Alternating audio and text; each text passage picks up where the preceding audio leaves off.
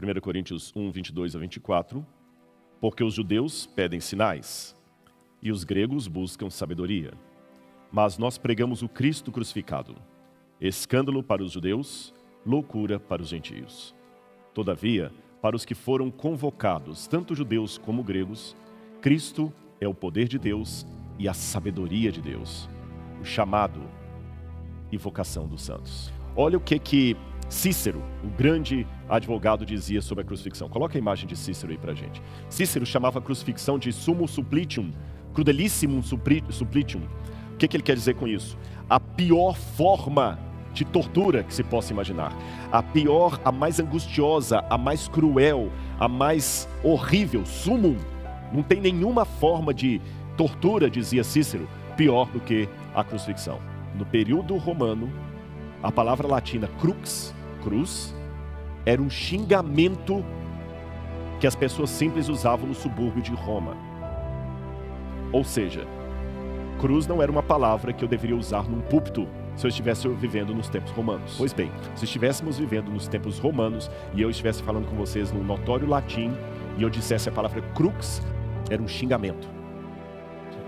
Agora você entende como foi audacioso Paulo escrever: eu me glorio na crux de Cristo? Você está entendendo agora o porquê da primeira mensagem que eu li? Porque a palavra da cruz é loucura para os que se perdem. Nós, porém, pregamos a Cristo crucificado, escândalo para os judeus, loucura para os não-judeus. Normalmente, os quadros mostram Jesus crucificado com um pano cobrindo a sua nudez. Não havia esse pano. Você era colocado completamente nu. E tem coisa pior do que sofrer bullying. Imagine você sentindo dor. Não é novidade para ninguém, porque eu já revelei nas redes sociais como eu lutei com depressão. Depressão profunda. E Jesus, desde a quinta-feira, ele começou com uma depressão profunda. Você sabe que há vários tipos de depressão, não vou dar uma palestra sobre isso porque não é minha área, mas quem é especialista sabe que eu não estou falando bobagem. Há diferentes tipos de depressão, diferentes efeitos, diferentes causas, diferentes níveis. E eu posso, sem errar, classificar Jesus na quinta-feira como tendo algum tipo de depressão severa. Ele chegou a transpirar sangue. Ele falou: minha alma está repleta de tristeza. Quando você está deprimido, gente, é horrível. Eu não desejo isso para o meu pior inimigo. Eu não queria ver ninguém. Não havia comida que me apetecesse. Não havia palavra de ânimo que confortasse. Nada. E Jesus naquela época não tinha nem a ajuda de um medicamento, de um Rivotril, de uma paroxetina. Não, ele não tinha a ajuda de nada disso. Ele não tinha nenhum psicólogo, nenhum terapeuta, nenhum psicanalista para estar com ele ali, não. E os 3 companheiros que ele ainda pediu para ficarem com ele, orarem, começaram a dormir. Você se sente assim muitas vezes, né? Quando você está pior, parece que todo mundo foge. Para piorar isso,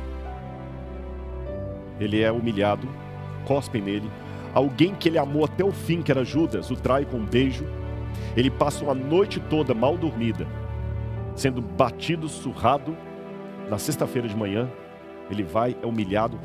Aquela multidão, gente, uma semana antes, ele havia entrado em Jerusalém, montado um jumentinho, cercado de louvores, e o pessoal com ramos na mão, colocando para ele passar por cima dos ramos. Alguns colocavam as capas, outros colocavam ramos, e falavam: Baruch atah Beshem Adonai, bendito que vem em nome do Senhor, Jesus, o filho de Davi.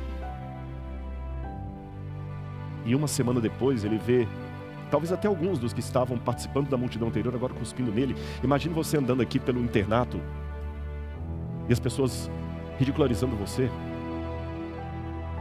Ele chegou e falou: pai, não sobrou ninguém, só o Senhor. E quando ele olha para cima, até o pai está de costas, porque o pai não podia intervir naquele momento. E ele grita: Elahi! Elahi! Em aramaico significa: meu Deus! Lama sabachthani! Por que o Senhor me desamparou? Jesus não falou isso com voz de frequência modulada. Você está chateado, você chega para mim, Rodrigo, eu estou orando e Deus não responde, por isso que eu estou desanimado. Ele não respondeu a oração de Jesus. Jesus orou com fé, sem pecado, e o Pai não respondeu, foi silêncio. E mesmo assim ele falou, nas tuas mãos, Senhor, eu entrego o meu espírito. Eu não tenho aqui a imagem, infelizmente eu não coloquei no PowerPoint aqui, mas a imagem de um banheiro romano. E o que eu vou descrever no princípio, talvez vai atrair risadas de alguns. Porque no Brasil, sempre que fala de banheiro, de defecar, de fazer necessidade fisiológica, puxa, risada. É cômico, é constrangedor e cômico. Quando você ia a um banheiro público romano, a primeira coisa que chama a sua atenção é que todos sentam no vaso sanitário juntos um do outro, sem parede no meio. Evidentemente que homens de um lado e mulheres de outro. Mas imagina você sentado usando um vaso sanitário com o seu outro companheiro sentado ali, olhando para você e você para ele. Eu falei que ia puxar a risada de alguns. Desconfortante, né? Desconfortável. E como é que era o papel higiênico? Simples. Enquanto você estava sentado ali no vaso sanitário, batendo papo com o seu amigo, no seu pé passava-se uma canaleta. Eles pensavam em tudo. Quando o banheiro era muito sofisticado, eles deixavam do lado de fora uma pequena orquestra tocando instrumentos para abafar sons de flatulência. Eu sabia que vocês iam rir. E havia alguns escravos que ficavam acendendo incenso para também mascarar o mau cheiro. Ficavam 2 soldados romanos ali, 2 patrícios, e aqui no pé passava uma canaleta d'água. Você pegava uma esponja do mar e pegava um caniço, tipo uma vara de pesca. Pegava um caniço, geralmente de isopo por causa do cheiro, enfiava na esponja do mar. Sabe a esponja do mar? E enquanto estava conversando com o colega, ficava passando aquela esponja na água. E aquela esponja, você se limpava. E mais dantesco ainda, aquela mesma esponja ia ser usada por outro. Depois de ter se limpado, você passava água naquela esponja e colocava num outro vasilhame cheio de vinagre para esterilizar. Agora, irmãos, vocês entenderam? Imaginaram a descrição do que eu falei? Agora eu quero que você abra sua Bíblia comigo. Evangelho de João,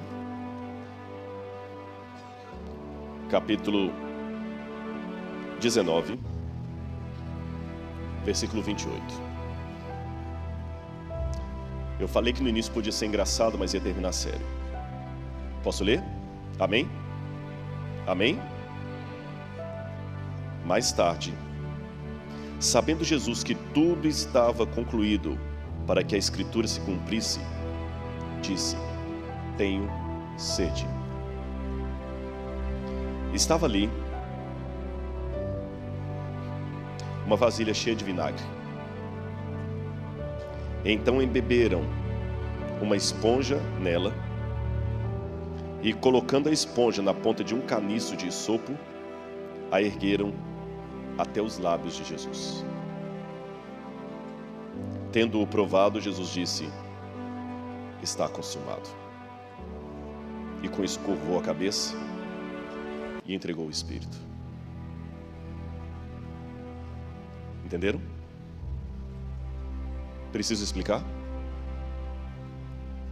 Você já tinha imaginado que os lábios do Senhor receberam como guardanapo papel higiênico sujo tirado de latrina? Agora olha para mim aqui. Você veio à frente, você se emocionou, você chorou, você cantou aleluia. Mas essa história toda que eu contei aqui tem que ser mais do que apenas um History Channel para você. Ela tem que mudar a sua vida.